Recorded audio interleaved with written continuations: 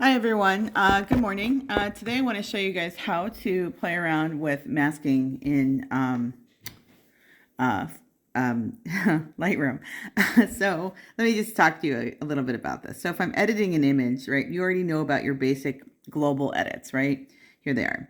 Um, we've talked about cropping, but we really haven't talked about the healing brush tool, which I'm going to get to. Excuse me. And the masking tool, which is right here, which is also, it used to be called selected editing and they changed it, but it still does the same thing. So this is a tool we're going to talk about. Now to find this, you have to be on your iPad or you can be on your phone, although I prefer working on my iPad, or if you're working on the computer, you have to be working on Lightroom that's been downloaded as an application. It does not work if you're on Lightroom Online. So just FYI. So I recommend just doing this on your iPad if you need to. Okay, so I'm going to click on it, hit the plus at the bottom, and I get all these options. Okay, relax. Select subject and select sky are kind of new, so I'm going to just skip those for now, and we're going to go down and I'm going to show you this first one, which is brush. Okay, so let's keep it simple. Click on brush. Now, when you click on it, you're going to notice that this little menu over here pops up. Okay, and it has three things. The first one, the 33 that you saw there, maybe yours doesn't say 33, is the size of the brush. So you can see a little doohickey popped up when I pressed on it. That's just showing me a preview of what the brush looks like. I haven't actually used it yet, but I can make it bigger by scrolling up, or obviously I can make it really small. Second one here is the kind of like the flow or the transparency. So it's like how much does it feather? So in other words, does it feather a whole lot and it kind of gradually transitions from the brush to something else?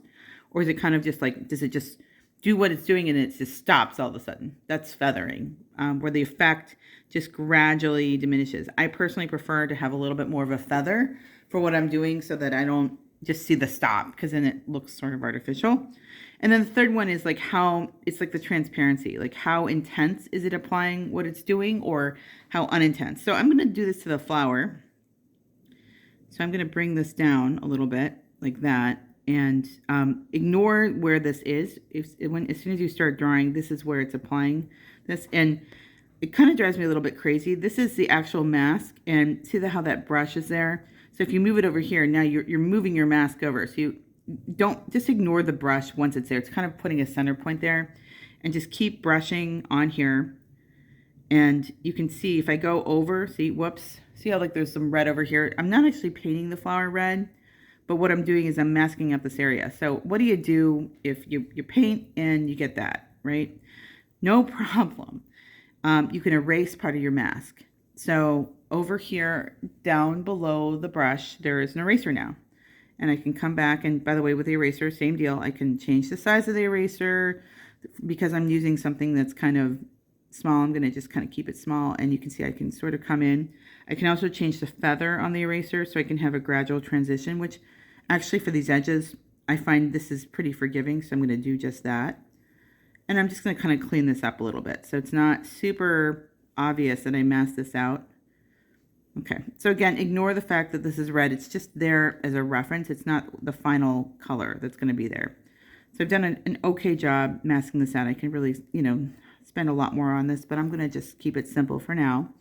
All right, so now that I have this mask and I can see the mask right there, let's do something with it, right? So I'm going to hit over here, done, and nothing happened. So I'll come back to this. And I have to start editing with it. So with the mask on, I'm going to go to light. And if I hit light, just to show you, when I do this, it only applies what I'm doing specifically to the flower. I don't really need to do anything there, so I'm going to kind of play around maybe a little bit with this stuff later. I feel like I can do that as what's called a global edit, where I do the whole thing. I think what I'm going to do instead is I'm going to just mess around with the color of the flower and maybe change that. And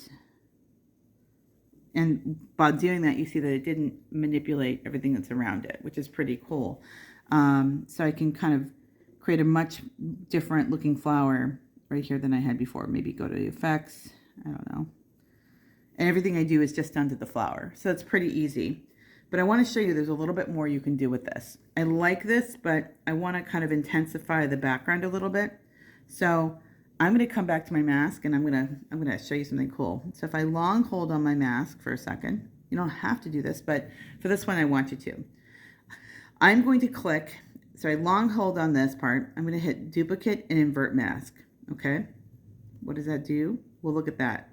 That's my original mask, and this is my duplication and inversion. And if you look closely now, the background is what has been selected. So the flower is still there, but the background is what I'm actually manipulating now. So check it out. If I come back over to light and mess with it, look at the flower. Nothing's happening with the flower for the most part. It's just messing with my background. So I can play with all the stuff. So I think what I'm going to do is maybe come down to color and like reduce my saturation, go to effects and kind of bump that up a little bit. And my flower for the most part stays alone.